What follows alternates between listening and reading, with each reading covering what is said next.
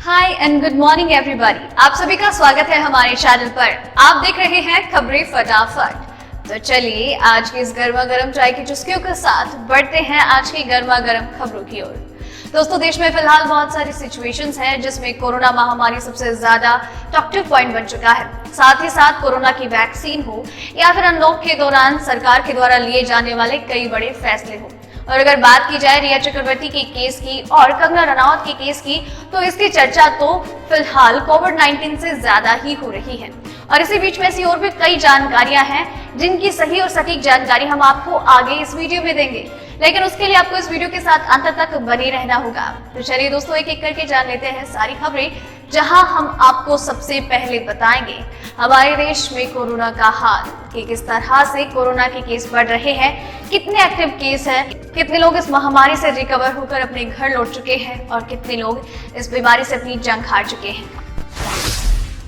PM Modi ने इस राज्य में 1.75 लाख घरों का कराया गृह प्रवेश। कहा इस बार की दिवाली कुछ और ही होगी। देश भर में 21 सितंबर से खुलेंगे स्कूल कॉलेज। जाने किस राज्य में क्या है नियम।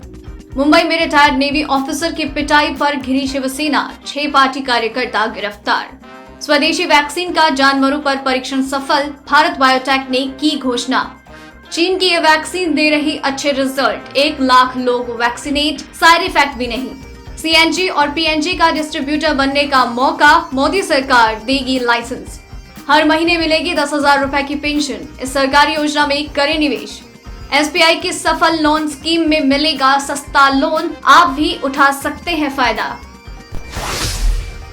जी हाँ दोस्तों, ऐसे और भी कई बड़ी खबरें और अपडेट्स निकलकर सामने आ रही हैं जिनकी सही और सटीक जानकारी हम आपको आगे देंगे, लेकिन उसके लिए आपको इस वीडियो के साथ अंत तक बने रहना होगा। लेकिन इससे पहले कि हम वीडियो में आगे बढ़े, खबरों का सिलसिला शुरू हो, आपसे एक रिक्वेस्ट है। इस वीडियो को बनाने में बहुत मेहनत लगती है और आप हमारी मेहनत को अप्रिशिएट करते हैं, हमें प्यार भी देते हैं, लगातार सपोर्ट भी कर रहे हैं। उसके लिए आपका तहे दिल से शुक्रिया।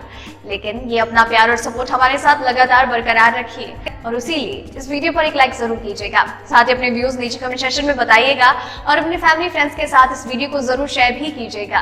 तो चलिए अब बढ़ते हैं खबरों की ओर, जहां एक एक करके इन सारी बड़ी खबरों के बारे में जान लेते हैं। भारत में पिछले 24 घंटे में कोरोना वायरस के 97,570 नए मामले सामने आए हैं और अब जिससे देश में कुल मामलों की संख्या बढ़कर 46,59,984 हो गई। केंद्रीय स्वास्थ्य मंत्रालय के द्वारा जारी शनिवार सुबह 8 बजे तक के आंकड़ों के अनुसार बीते 24 घंटों में 1,201 मौत हुई। देश में अब तक 70,472 कोरोना मरीज अपनी जान गंवा चुके हैं, जबकि 36,24,196 लोग अब ठीक होकर अपने घर लौट चुके हैं। बढ़ते हैं अगली खबर की ओर। पीएम मोदी ने आज मध्य प्रदेश में प्रधानमंत्री आवास योजना के तहत बने 1.75 लाख घरों के गृह प्रवेश कार्यक्रम का उद्घाटन किया। इस कार्यक्रम में मध्य प्रदेश के मुख्यमंत्री शिवराज सिंह चौहान भी मौजूद थे। कार्यक्रम की शुरुआत में पीएम ने सबसे पहले पक्का घर पाने वाले कुछ लाभार्थियों से बात की। इसके बाद मोदी ने अपने संबोधन में कहा, अब मध्य प्रदेश के 2.25 लाख ऐसे परिवार हैं जो अपने घर में प्रवेश कर रहे हैं, जिनका गृह प्रवेश हो रहा है। उनको भी मैं बहुत बधाई देता हूँ, शुभकामनाएं देता हूँ। पीएम मोदी ने आगे कहा, इस बार आप सभी की दिवाली, आप सभी के त्योहारों की खुशियाँ कुछ और ही होगी।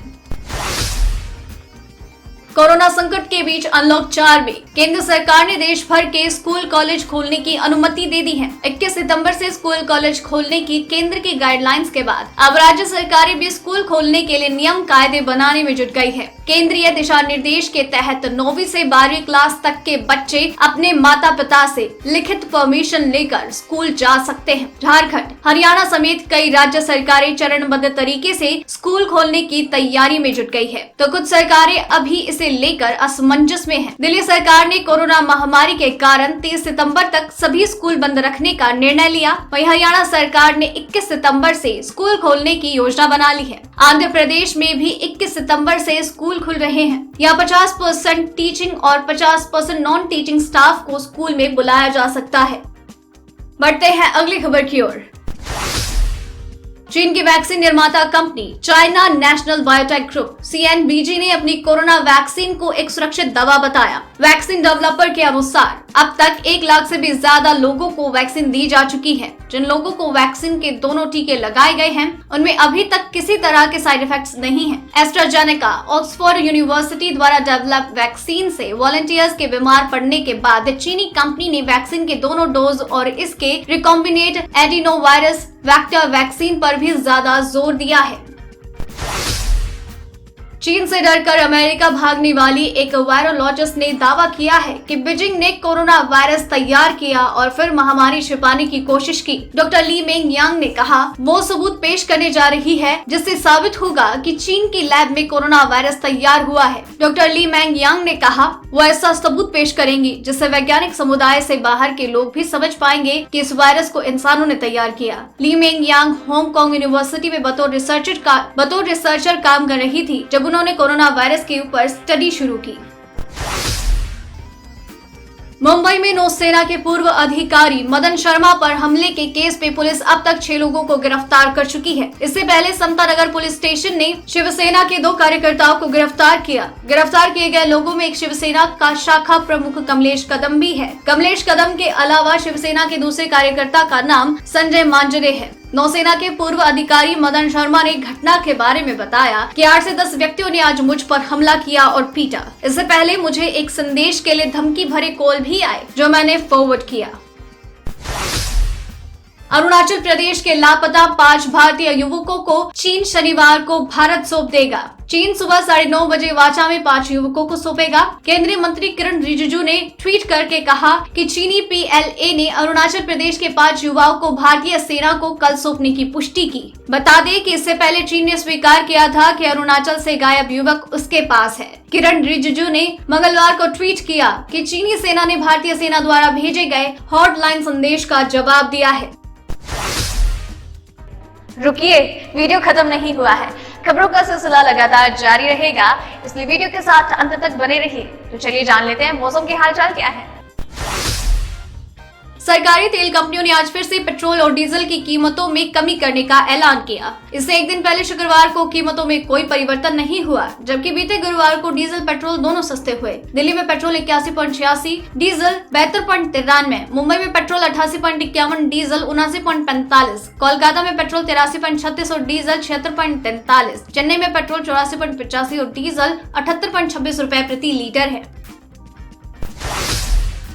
भारतीय मौसम विभाग ने पूर्वानुमान जताया है कि 13 सितंबर से अगले 3-4 दिनों तक कुछ राज्यों में बहुत भारी बारिश की संभावना है। इससे लोगों को गर्मी और उमस से राहत मिलेगी। हालांकि बारिश के खतरे से बचने की भी चुनौती है। 14 और 15 सितंबर को महाराष्ट्र और पश्चिमी मध्य प्रदेश में भारी बारिश दर्ज की जाएगी। इस सिस्टम का प्रभाव उत्तरी मध्य प्रदेश और दिल्ली में 16 से 18 सितंबर के बीच नजर आएगा। इन भागों में हल्की बारिश दर्ज की जाएगी। 15 सितंबर से पश्चिमी राजस्थान में मानसून वापसी करता है, जबकि दिल्ली से इसकी वापसी 21 सितंबर को हो जाती है। उम्मीद है कि 13 से 18 सितंबर के बीच मध्य भारत के राज्यों पर इसका प्रभाव होगा।